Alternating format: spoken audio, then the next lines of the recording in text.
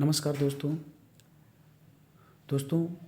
आज से इतिहास का नया सीरीज शुरू हो रहा है।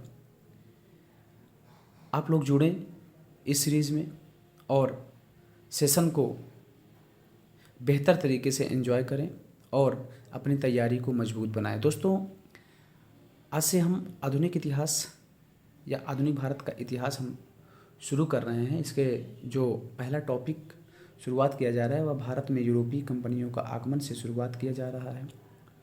दोस्तों, आज हम आपको इसका बेसिक जो नॉलेज है उसको हम आपको देते हैं कि भारत और यूरोप का व्यापार वास्तव में कैसे था, क्यों था, क्या कारण था कि यूरोपवासी भारत के व्यापार से इतना लगाव रखते थे। दोस्तों, जैसा कि आपको पता है कि भारत और यूरोप का व्यापार प्राचीन काल से ही था, हड़प्पा सभ्यता से ही था। हड़प्पा की आपको पता है कि हड़प्पा सभ्यता में लोथल नामक बंदरगाह से और यूरोप के बीच व्यापार हुआ करता था। और चूँकि भारत में मसाले अधिक मात्रा में हुआ करते थे और भारत यूरोप में चूँकि ठंडी अधिक पड़ती थी, आज भी वहाँ ठंडी अधिक पड़ती है, तो गर्म मसालों की आवश्यकता होती थी। इसलिए यूरोपवासी भारत से व्यापारिक संबंध स्थापित किए और प्राचीन काल से ही व्यापार करते थे। कुछ समय पश्चात लगभग मध्यकाल में आपको पता होगा कि लगभग 619 के आसपास 619 ईस्वी के आसपास मध्य एशिया के आसपास, कहने का मतलब ये हुआ कि जो अरब क्षेत्र थे वहाँ पर इस्लाम धर्म का उदय हुआ और कुछ ही समय में लगभग इस्लाम धर्म का प्रचार प्रसार होते हुए कुछ देशों को कवर कर लिया गया। कहने का मतलब हुआ कि लगभग इन देशों पर, जैसे तुर्की हुआ, इराक हुआ, सऊदी अरब हुआ, ईरान हुआ, इन सब में इस्लाम धर्म का प्रचार प्रसार हुआ। उसके बाद जो यह इटली, जैसा कि आपको पता है कि इटली उस समय भारत से जो व्यापार किया करता था, इटली पर उस व्यापार पर एकाधिकार था। तो अब तुर्कों ने, जो यहाँ पर इस्लाम धर्म का उदय हुआ, तुर्कों ने यह सोचा कि इटली ही व्यापार कर रहा है, इसमें हमारा कोई फ़ायदा नहीं, जबकि हमारे रास्ते से ही होते हुए यह भारत जा रहा है। अब इनके अंदर लालसा जगी और ये क्या किए कि इन क्षेत्रों पर अपना अधिकार कर लिए। कौन? तुर्की लोग इन क्षेत्रों पर अधिकार कर लिए और अब इटली जो था वह व्यापार भारत से कर सकता था, किंतु शर्त यह था कि इटली अब इनको कर देगा। और कर यह जो तुर्की थे इटली से कर ज़्यादा लिया करते थे, इसलिए अब इटली को समस्या होने लगी और इटली अब इस तरीके से इस तरफ से व्यापार ना करके और साथ साथ में अब वह सोचने लगा कि अब हम किस रास्ते से व्यापार करें। इटली वास्तव में यूरोप इसी समय में लगभग, यदि हम दो भागों में बात करें, यूरोप पूर्व और पश्चिम में बटा, जिसमें से पश्चिम के लोग, जिसमें फ्रांस, स्पेन और पुर्तगाल के लोग ये सोचने लगे कि इटली वास्तव में इतना संपन्न देश कैसे हो गया है। तो कहने का मतलब आप समझ ही सकते हैं कि पड़ोसी जो होता है वह पड़ोसी का सुख नहीं देख सका। तो ये लोग भी अब प्रयास करना शुरू कर दिए और इस इटली से ईर्ष्या करने लगे। और फिर अब चूंकि इस क्षेत्र पर तुर्कों का अधिकार हो गया, तो इटली के लोग सोचे, या पुर्तगाली, स्पेन, ये सोचो कि अब हम किस रास्ते से व्यापार अपना पुनः प्रारंभ करें। तो इसी के परिप्रेक्ष्य में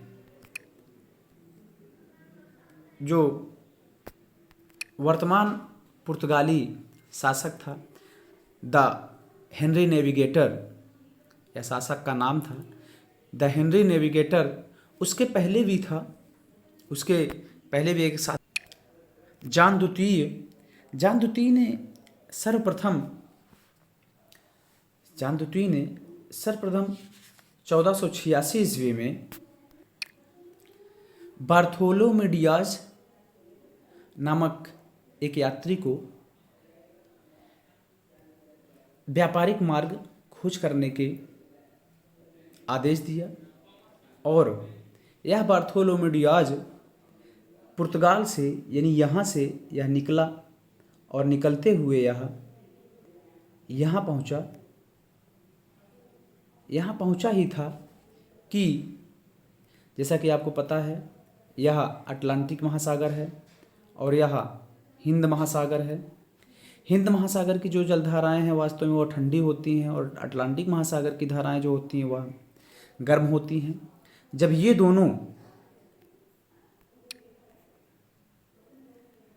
दोनों जलधाराएं यहाँ पे आती हैं तो यहाँ पर बहुत तेज़ी से तूफान उठता है। और वास्तव में जब यह बार्थोलोमेव डियाज यहाँ पर अपने बेड़े के साथ में पहुँचा था तो उसी समय बहुत तेज़ आंधी तूफान आया था।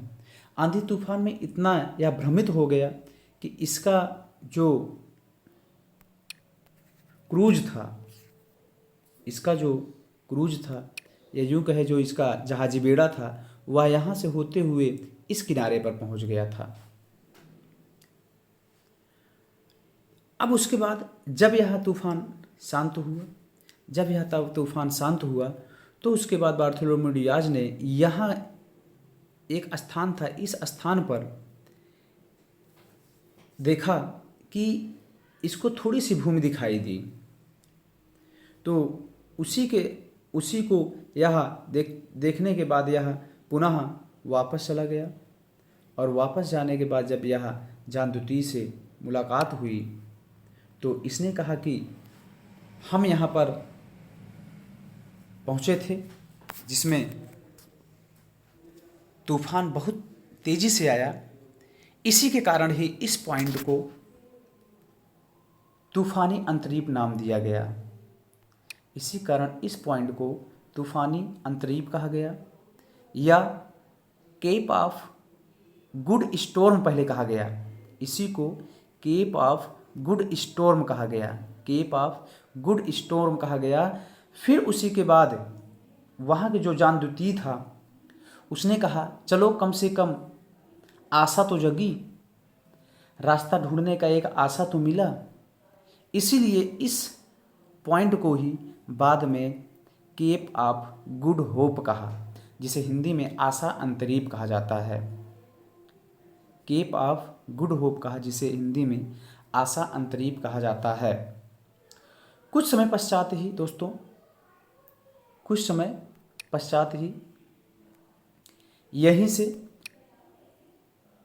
जॉन द्वितीय ने एक अन्य यात्री को भारत के रास्ते की खोज करने के लिए भेजा, जिसका नाम क्रिस्टोफर कोलंबस था। वह यहाँ से निकला किंतु वह इस रास्ते से ना आकर के वह सीधा इस रास्ते पर चला गया, जिसने वह अमेरिका के लिए एक नया मार्ग खोजा। तत्पश्चात लगभग 1497 में इसी पुर्तगाल के ही एक अन्य शासक ने, जिसका नाम द हेनरी नेविगेटर मिलता है, द हेनरी नेविगेटर ने एक अन्य यात्री जिसका नाम वास्को डी गामा था, उसको भारत के लिए समुद्री मार्ग खोज करने के लिए भेजा।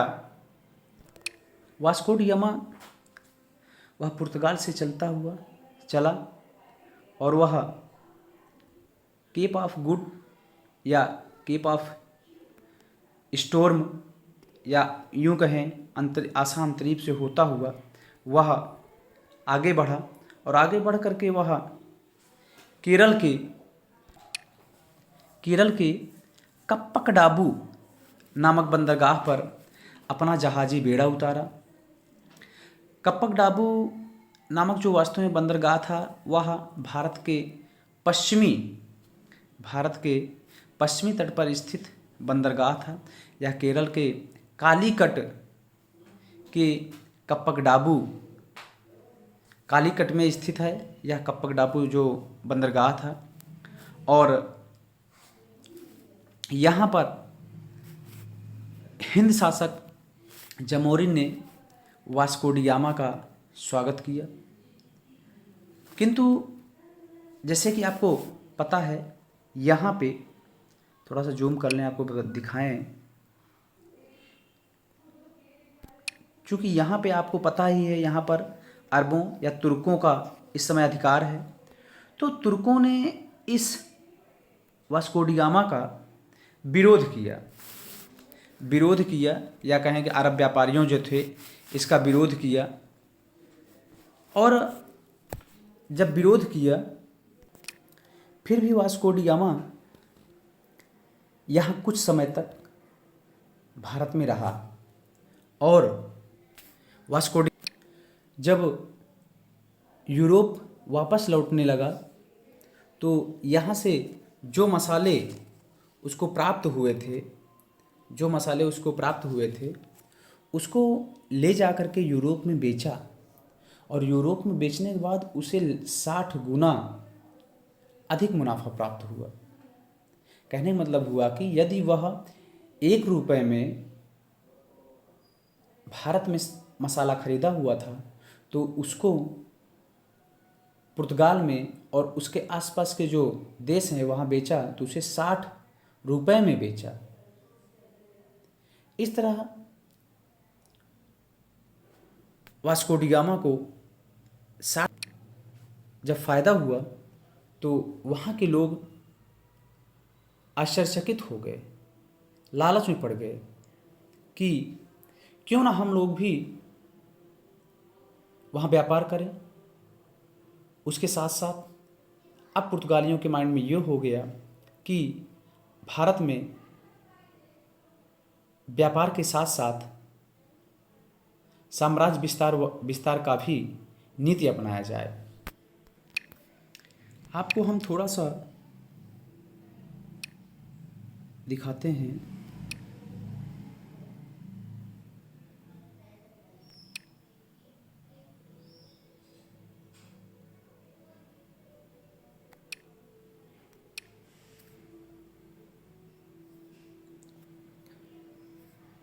हमने उस पेज को जोड़ा नहीं है। बहरहाल हम आपको बताना चाहते हैं कि 1297 से 1298 के मध्य मार्को पोलो भारत की यात्रा किया। यह भी इटली का निवासी था। भारत जो मार्को पोलो था वास्तव में दक्षिण भारत के वह पांड्य राजवंश में भ्रमण किया और उस समय जो पांड्य राजवंश का शासक हुआ करते थे वह मारवर्मन कुलशेखर हुआ करते थे। वह मारवर्मन कुलशेखर के दरबार में रहा और जब वह भारत से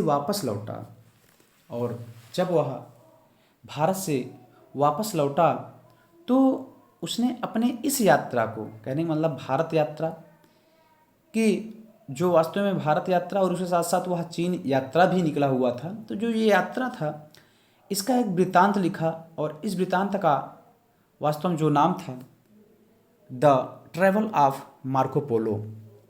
the travel of Marco Polo नामक पुस्तक से जो यूरोपवासी थे उन्होंने उसका अध्ययन किया और उसने उसको समझा कि वास्तव में यदि ऐसा सही है जो इस पुस्तक में लिखा है, अगर सही है तो भारत इसका मतलब है कि आर्थिक दृष्टि से बहुत ही संपन्न है। इन सब लालच को देखते हुए यूरोपवासियों ने भारत पर साम्राज्य विस्तारवादी नीति अपनाया और साथ साथ में आक्रमण करने का प्रयास किया। सन 1500 ईस्वी में द्वितीय पुर्तगाली अभियान के तहत पेड्रो अल्वारेज कैब्राल को 13 जहाज़ों के एक बेड़े का नायक बनाकर भारत भेजा गया। जब वह अल्वारेज कैब्राल भारत आया तो उसका व्यापारियों से बहुत ज़्यादा संघर्ष हुआ, जिसमें अरब व्यापारी पराजित हुए और अरबों को पराजित करने के बाद कैब्राल ने कोचीन एवं कैन्नानोर के शासकों के साथ मित्रता स्थापित कर ली। कहने मतलब क्या हुआ कि अब जो कैब्राल है वह कोचीन और कैन्नानोर के शासकों से मित्रता स्थापित करेगा और वह प्रयास करेगा कि भारत में एक कोठी या कारखाना स्थापित किया जाए, किंतु वह असफल रहता है। पुनः 1502 ईस्वी में वास्को डी गामा भारत आया और 1503 में जो कि अल्बुकर्क भी वास्को डी गामा के साथ में आया हुआ था, 1503 में कोचीन में एक फैक्ट्री, पहली फैक्ट्री स्थापित की गई। 1505 में पुर्तगालियों ने कन्नूर में दूसरी फैक्ट्री स्थापित की गई और यहीं पर सेंट एंजेलो फोर्ट की स्थापना की गई पुर्तगालियों द्वारा।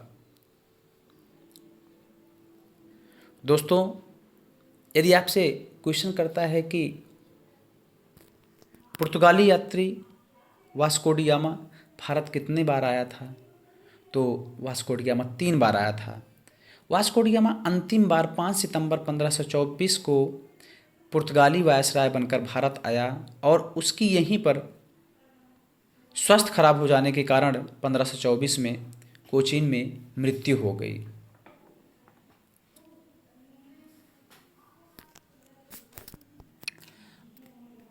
अब पुर्तगाली व्यापारी क्या करेंगे दोस्तों? पुर्तगाली व्यापारियों के माइंड में अब ये हो गया कि अब हम भारत में कैसे एकाधिकार को स्थापित करें, भारत के साथ साथ जो अरब सागर है इस पर कैसे एकाधिकार करें। तो पुर्तगालियों ने पूर्वी जगत और यूरोप के मध्य होने वाले संपूर्ण व्यापार एकाधिकार के उद्देश्य से 1505 में एक नई नीति अपनाई, जिसके तहत 3 वर्ष के लिए गवर्नर को नियुक्त किया गया। यह बहुत ही महत्वपूर्ण है परीक्षा के दृष्टिकोण से कि पुर्तगालियों ने 1505 में एक नई नीति अपनाई, जिसके अंतर्गत 3 वर्ष के लिए गवर्नर को नियुक्त किया गया। कितने वर्ष के लिए? 3 वर्ष के लिए। और इस पद पर सर्वप्रथम फ्रांसिस्को डी अल्मीडा को नियुक्त किया गया और फ्रांसिस्को डी अल्मीडा यह 1505 से लेकर 1509 ईस्वी तक यह शासन करता है। यह पुर्तगाल का प्रथम गवर्नर था।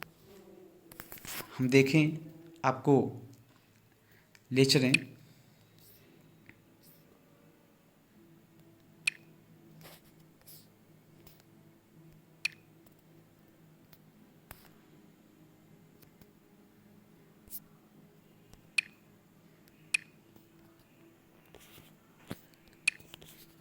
फ्रांसिस्को डी अल्मीडा के बारे में यदि बात करें हम दोस्तों,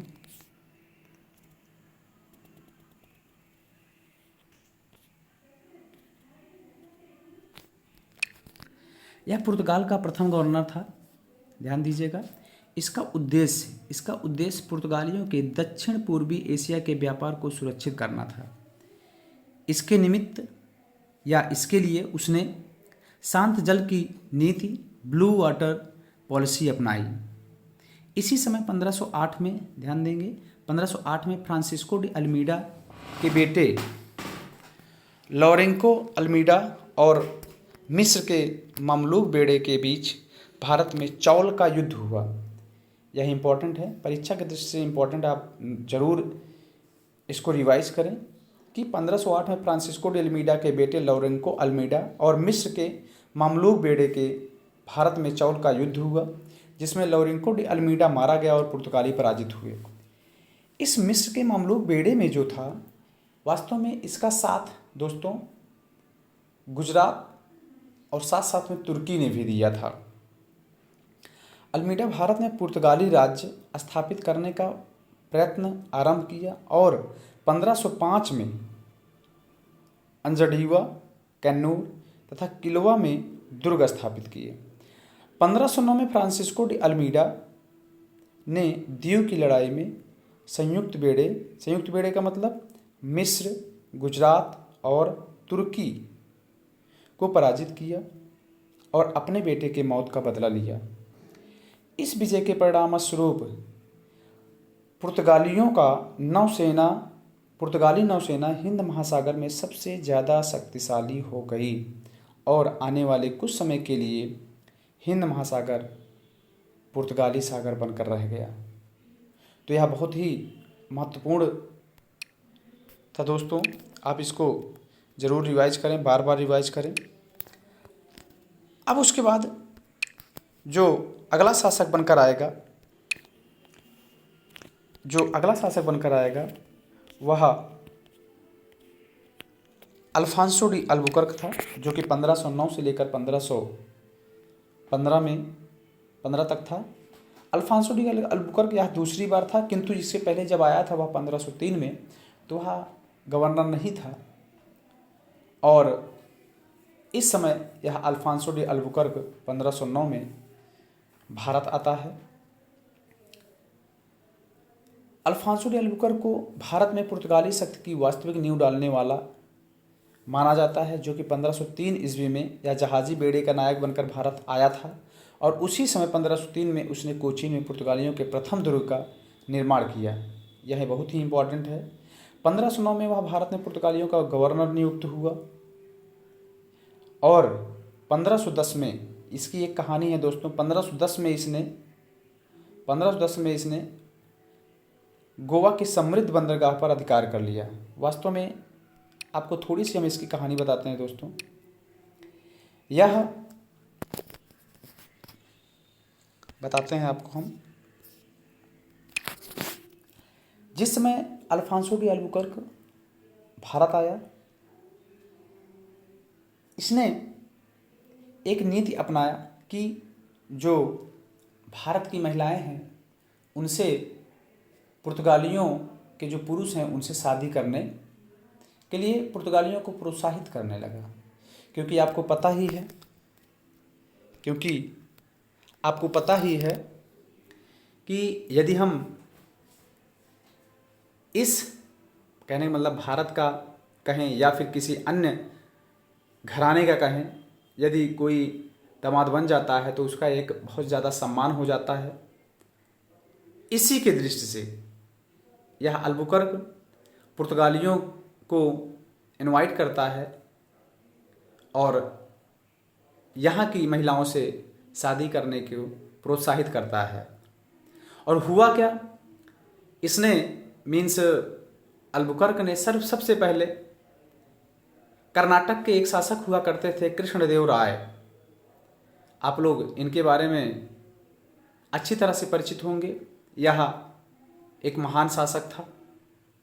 तो अल्बुकर्क ने कृष्णदेव राय के पास अपने एक पादरी, लुई पादरी को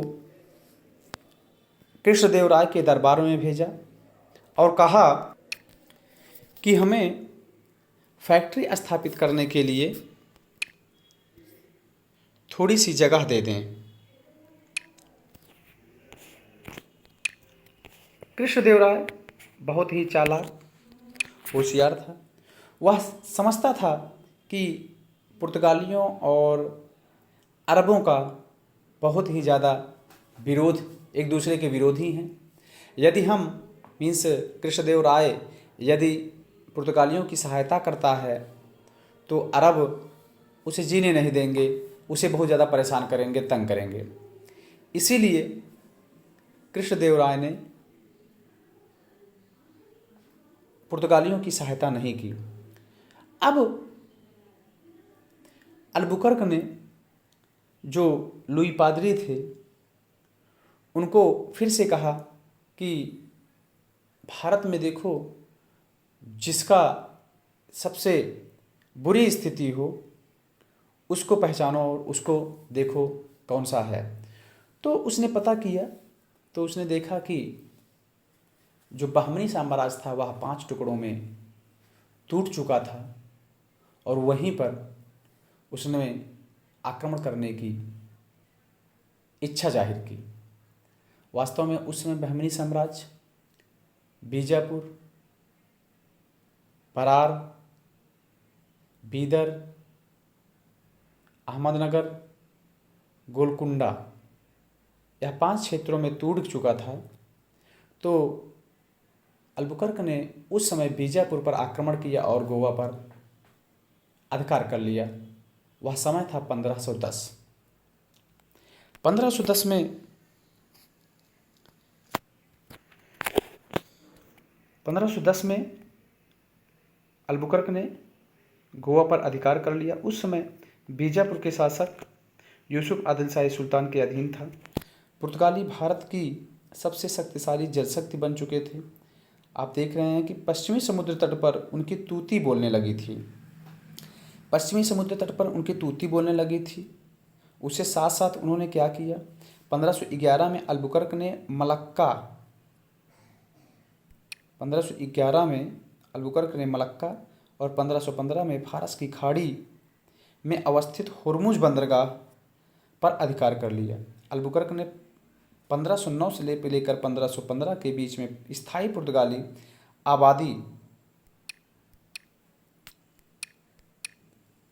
आबादी बसाने की दृष्टि से स्वदेशवासियों को या पुर्तगाली के जो पुर्तगालवासी थे उनको भारतीय महिलाओं से विवाह करने के लिए प्रोत्साहित किया।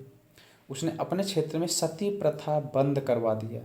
यह बहुत ही अच्छा काम किया था अल्बुकर्क ने। इसीलिए जो अल्बुकर्क था इसे राजा राम मोहन राय का पूर्वगामी माना जाता है और सही माने में तो भारत में पुर्तगाली शासन का वास्तविक संस्थापक अल्बुकर्क को ही माना जाता है। जैसा कि दोस्तों आपको हम फिगर के माध्यम से दिखाते हैं कि कैसे सबसे पहले केरल के कालीकट पर पुर्तगालियों का अधिकार हुआ। कालीकट के बाद इसने क्या किया, फिर कर्नाटक में कर्नाटक में एक कृष्णदेव राय से एक तरीके से मित्रता स्थापित हो गई। भले ही उन्होंने कारखाना स्थापित करने के लिए नहीं दिया, ज़मीन नहीं दिया, लेकिन फिर भी इनसे संबंध इनका ठीक ठाक था। और यहीं पर बहमनी साम्राज्य को जब बीजापुर पर अधिकार किया तो इसने क्या किया, गोवा पर अधिकार कर लिया। ये गोवा है, छोटा सा स्पेस है। और फिर धीरे धीरे इसने महाराष्ट्र के जो समुद्र तटीय क्षेत्र हैं उस पर अधिकार किया और यहाँ पे गुजरात में भी इनका अधिकार हो जाएगा। तो पुर्तगालियों का धीरे धीरे इस पश्चिमी तट या यूँ कहें कि जो अरब सागर से सटा पूरा भारत का क्षेत्र था इस पर अधिकार हो जाएगा। इसने क्या किया, यहाँ पर है फारस की खाड़ी पर 1515 में अधिकार हो गया और साथ साथ में होर्मुज पर भी अधिकार हो गया और साथ साथ में यहाँ पे मलक्का दुर्ग पर अधिकार कर लिया। तो दोस्तों आज हमने देखा कि किस तरह से भारत पर पुर्तगालियों का एक तरीके से आक्रमण हुआ या जो व्यापार करने से संबंध बढ़ा वह किस तरीके से बढ़ा। आगे हम देखेंगे कि जो अगला पुर्तगाली यात्री होता है दोस्तों वह नीनो डी कुन्हा होता है। उसके बारे में हम अगले लेक्चर में चर्चा करेंगे और कुछ अन्य महत्वपूर्ण बिंदुओं को हम आपसे चर्चा करेंगे। बहुत बहुत धन्यवाद।